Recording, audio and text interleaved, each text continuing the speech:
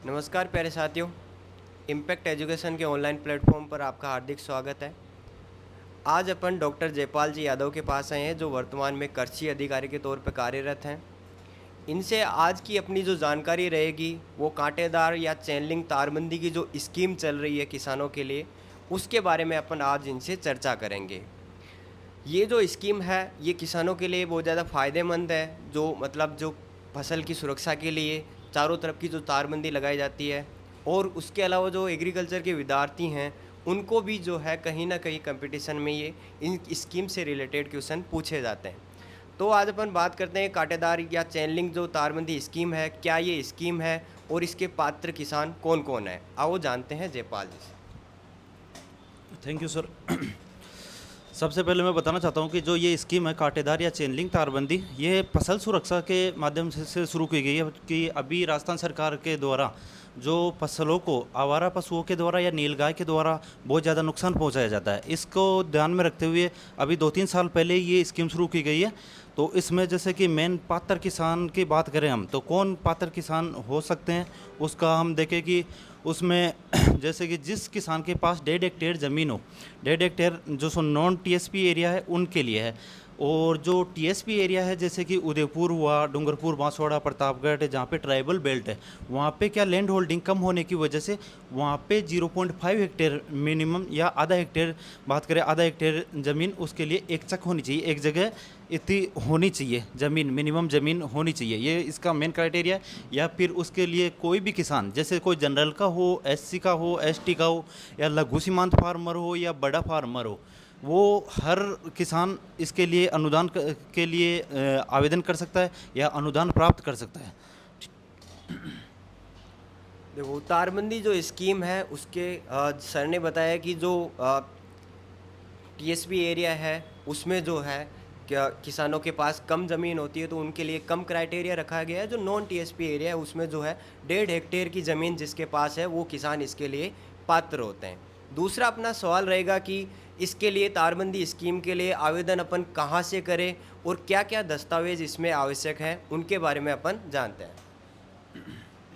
आवेदन के लिए ये सर सर जैसे कोई भी फार्मर है वो अगर एजुकेटेड है तो वो खुद से भी कर सकता है या फिर ई मित्र से कर सकता है। अगर मैं बात करूं कि अगर कोई किसान खुद से अगर आवेदन करना चाहता है तो जैसे गूगल पे राज किसान पोर्टल के नाम से राज किसान टाइप करें तो राज किसान पोर्टल खुल जाता है। राज किसान पोर्टल पे अपन किसान या नागरिक लॉगिन आता है, वहाँ पे जाके जन आधार कार्ड के माध्यम से वो जन आधार कार्ड नंबर देना होगा, उसको जन आधार नंबर देना होगा। उसके बाद में वो ओटीपी आएगा, ओटीपी आने के बाद में अगर जिस किसान के नाम से आवेदन करना चाहता है वो उस किसान से आवेदन कर सकता है। और भी जैसे कि उसके बाद में कुछ डॉक्यूमेंट्स की ज़रूरत होती है, जैसे कि उसके लिए जमाबंदी चाहिए, ज़मीन की जमाबंदी चाहिए।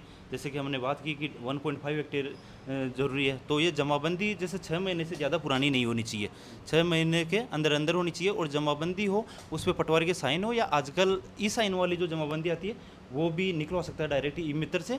इसके अलावा जिस कचरे में वो करना चाह रहा है, तारबंदी करवाना चाह रहा है, उसके ट्रेस नक्शा चाहिए, ट्रेस नक्शा चाहिए, वो भी पटवारी से साइन होना चाहिए।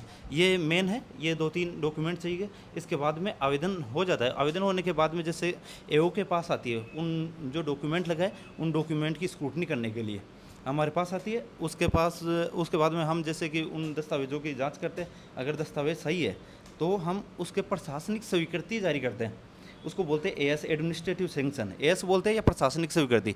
तो प्रशासनिक स्वीकृति जारी करने के बाद ही किसान काम करवा सकता है। मतलब प्रशासन ने उसको स्वीकृति दे दी अनुदान के लिए कि अनुदान के लिए वो पात्र है वो किसान, ये है।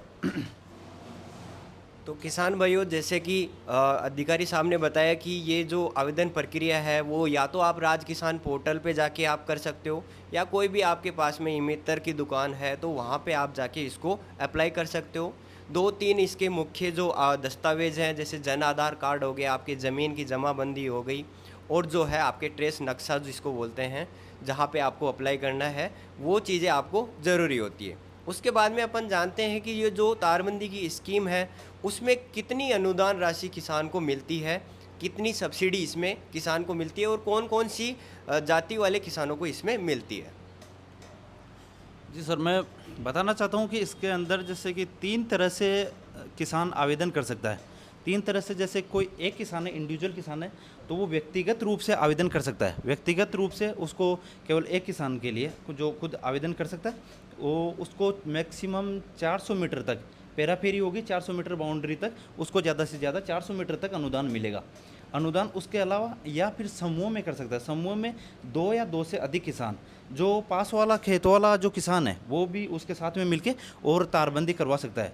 तो जैसे 2 किसान मिल गए तो वो 800 मीटर तक अनुदान प्राप्त कर सकते हैं। 800 मीटर तक, जैसे एक किसान है तो 400 मीटर पर मैक्सिमम 40,000 रुपये, 400 मीटर तक मैक्सिमम 40,000 या 50% बोल सकते हैं अपन, 50%, या 1 मीटर के ऊपर 100 रुपये, 1 मीटर के ऊपर 100 रुपये के अनुदान प्राप्त कर सकता है। जैसे किसी के 400 मीटर नहीं हुआ, 250 मीटर हुआ तो उसको 25,000 रुपये मिल जाएंगे, या 300 मीटर हुआ तो 30,000 रुपये मिल जाएंगे।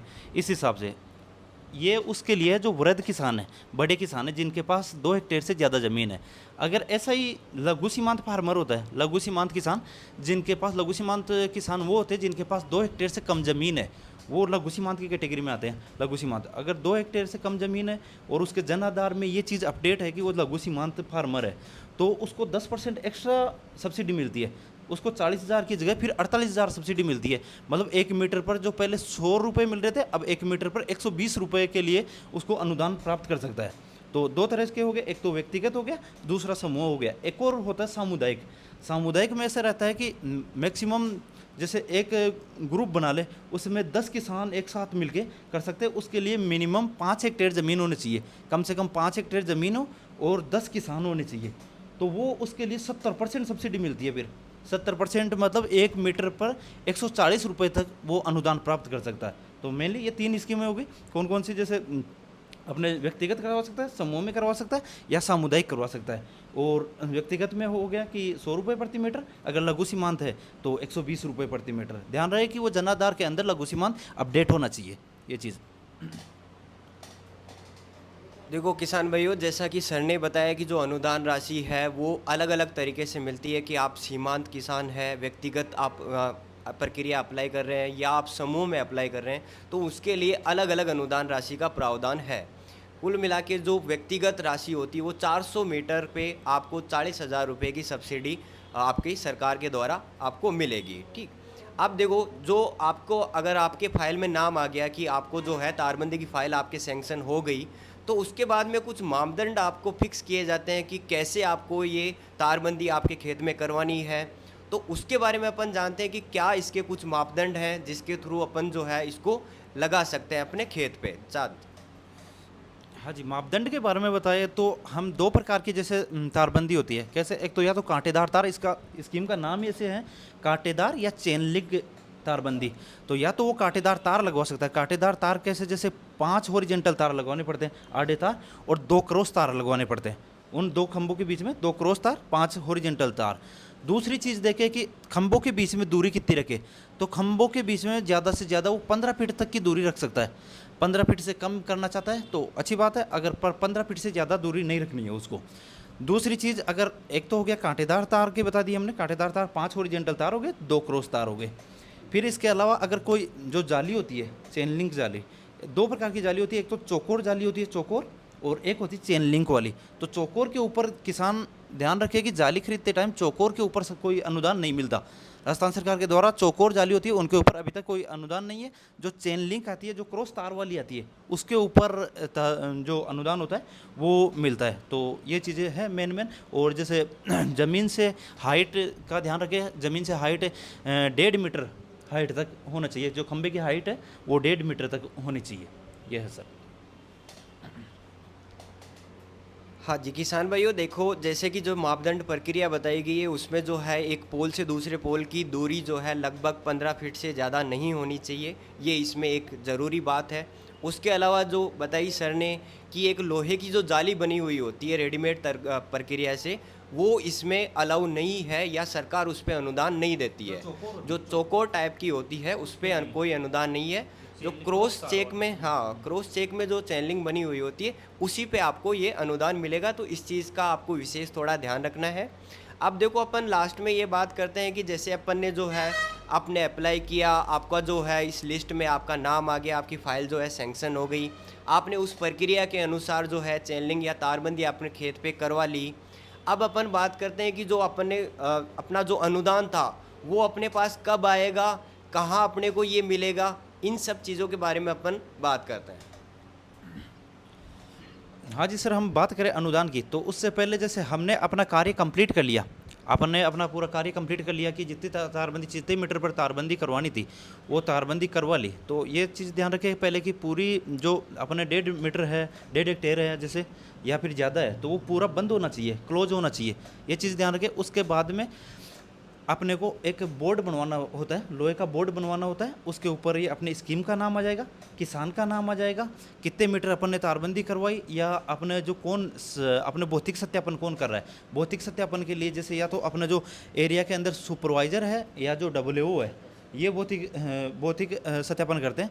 तो और कितना अनुदान अपने को स्वीकृत होगा, वो चीज़ें सब कुछ उसके ऊपर होना चाहिए। उसके बाद में कृषि प्रयोगशाला आता है, कृषि प्रयोगशाला आके भौतिक सत्यापन करके जाता है। उसके बाद में ये भौतिक सत्यापन कंप्लीट होने के बाद में वो AO के पास आती है, कृषि अधिकारी के पास आती है। हमारे द्वारा वो फाइल वो देखा जाता है कि वो अपने मापदंडों के अनुसार है या नहीं है, या जो उसके अलावा एक और चीज़ ध्यान रखनी है कि जो बिल है, बिलों का ध्यान रखना है। बिल है वो जैसे अपने तार है, तारों के ऊपर GST बिल चाहिए अपने को, या अपने लोहे की एंगल लगाए तो उनका भी GST बिल चाहिए। और जैसे अगर खंबे है सीमेंटेड है तो उनके लिए कोई GST बिल की अनिवार्यता नहीं है।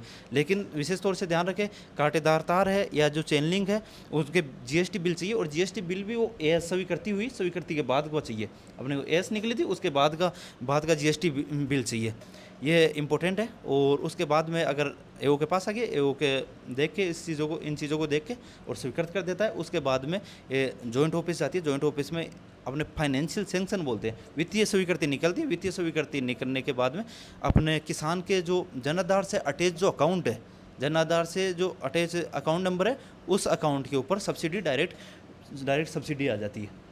ऐसा है सर। धन्यवाद सर। जैसा कि आज अपन ने देखा कि जो कांटेदार चेन लिंक या तारबंदी की जो स्कीम है, उसमें मुख्य तौर पे जो है 5 पॉइंट्स के तौर पे अपन ने देखा कि कौन पात्र किसान है, उसमें कहाँ पे वो आवेदन करेगा, कितनी उस पे अनुदान राशि है, क्या मापदंड प्रक्रिया है, कैसे उसको जो है चेन लिंक या तारबंदी अपने खेत पे करवानी है, और वो जो अनुदान है वो कैसे मिलेगा। तो मुख्य तौर पे देखा जाए कि जो आप पात्र अगर किसान है तो पहले आपको ये देखना है कि अपन जो है लघु सीमांत किसान की कैटेगरी में आ रहे हैं या सीमांत किसान की कैटेगरी में आ रहे हैं, उसके अकॉर्डिंग आपको जो है अप्लाई करना है राज किसान पोर्टल पे। जैसे सर ने बताया कि राज किसान पोर्टल पे जाके आप इसको आवेदन कर सकते हो, ठीक है, जो भी आपके मुख्य दस्तावेज है उनके अनुसार। अब जो अनुदान राशि है वो आपको पहले स्वीकृति मिलेगी, पहले अनुदान राशि नहीं मिलेगी।